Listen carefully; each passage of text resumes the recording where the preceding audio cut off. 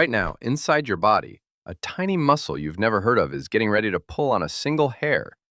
You feel a chill, or a song hits exactly the right note, and suddenly your skin rises into small, hard bumps. It happens in under a second, all over your arms, your neck, sometimes your entire back. And most people go their whole life never learning that this has a name, a mechanism, and a very old reason for existing. Doctors call it piloerection. For centuries, ordinary people just called it goose flesh, because plucked poultry skin looks exactly the same way. Whatever you call it, it is one of the oldest, most automatic reflexes your body still runs. In this video, we go inside your skin to watch that reflex fire in real time. Find out why it fires for cold, why it fires for fear, and why, strangely, it also fires for a beautiful piece of music, even though none of those three things have anything obvious in common. Here's the number that surprises people. You have somewhere around 5 million hair follicles on your body, almost as many as a chimpanzee.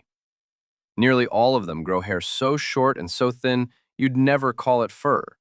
But every single one of those 5 million follicles is still wired to its own tiny, private muscle. That muscle has a name, erector pili, Latin for razor of hair. And right now, all 5 million of them are on standby, waiting for one of three signals to fire. This is not some rare occasional quirk of a few sensitive people. Virtually every mammal on the planet has this same wiring, from mice to elephants to the dog curled up on your floor. And virtually every human being feels it start within the first few years of life and keeps feeling it for the rest of theirs. Look at this. The moment your skin temperature drops, tiny thermoreceptors send that information straight to your hypothalamus, the part of your brain that manages body temperature, like a thermostat bolted to your nervous system. Your hypothalamus responds by firing a signal down your sympathetic nervous system, the same fast network involved in fight or flight. And that signal releases a chemical messenger onto receptors sitting right on each erector pili muscle. Every one of those muscles contracts at once, in a fraction of a second, with no conscious decision involved anywhere in the chain. Each muscle yanks its hair upright, and the hair pulls the skin around it into a small dome. That's the bump you feel.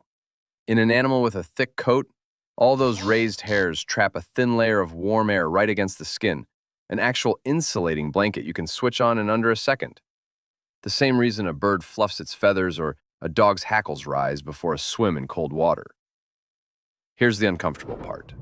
That trick only works if you actually have fur thick enough to trap air, and modern humans don't. Somewhere around 1 to 2 million years ago, our ancestors traded a thick coat for better sweating and better heat loss on the open savanna, and the coat never came back.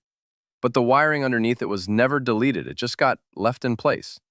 So when your skin goes bumpy today, you're watching a fully intact, fully functional command running on hardware it no longer has.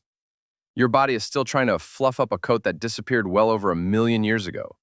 It's not a malfunction, it's a rule your genes never got the memo to delete, and you carry it on every patch of skin you own. Cold isn't the only trigger. Your amygdala, the brain's alarm center, can fire that exact same signal down to your skin the instant it senses danger, using the identical sympathetic wiring, just a different starting point in the brain. In a furry animal, that means the fur across its back and shoulders stands straight up, and the animal instantly looks 30–40% larger to a predator or a rival, an old and remarkably effective bluff that costs nothing and buys a second of hesitation from an attacker. A frightened cat puffing up its tail, a startled porcupine raising its quills, a dog's hackles rising before a fight. All of it is this exact circuit. You've felt the human furless leftover of that same bluff every time fear sends a cold wave down your spine during a horror movie jump scare, or your arms prickle in an argument for no obvious physical reason at all. Here's the part almost nobody expects. This ancient survival circuit gets hijacked by something that has nothing to do with cold or danger at all. Music. Scientists call the chill you get from a powerful moment in a song Frisson, a French word for shiver. And brain scans of people listening to their favorite music show that during those chills, dopamine floods the brain's reward circuit in a region called the ventral striatum, the same reward pathway involved in food, in touch, in falling in love. That reward signal spills over into the exact same sympathetic pathway that cold and fear use. And your erector pili muscles fire anyway, even though nothing dangerous or cold is happening anywhere nearby. You are, quite literally, borrowing a fur-raising alarm system built for predators and freezing nights, just to enjoy 4 bars of a song. Researchers studying Frisson have found something else interesting. Not everyone gets these chills equally often. Roughly half of people report them regularly, while others almost never do. And the strongest predictor isn't how much someone likes music. It's a personality trait called openness to experience, a tendency to seek out and deeply engage with new sensations, ideas, and art. In studies, people high in that trait report goosebumps from music, from a film, or from a beautiful view far more often than people low in it, sometimes measured directly with electrodes on the skin that pick up the exact moment the erector pili fire. Because goosebumps are an involuntary, physically measurable reaction, and not just a self-report, some researchers now use them as one of the only objective stand-ins available for a completely subjective feeling, being moved. So here's something worth doing with all of this. The next time your skin rises into bumps, take 1 extra second before you reach for a sweater or brush it off, and actually ask which of the 3 signals just fired. Did the room get colder? Is that draft from an open window? Did something just genuinely startle you? A sound, a memory, a sudden movement in the corner of your eye?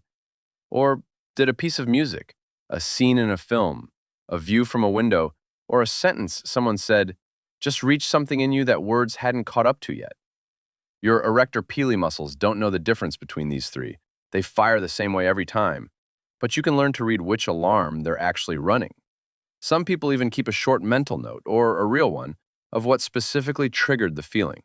Because that third kind, the goosebumps with no cold and no danger anywhere in sight, are usually your body's most honest review of what just moved you, long before you've put it into words. 5 million tiny muscles wired for a coat you no longer have, still firing every single day for cold, for fear, and for beauty.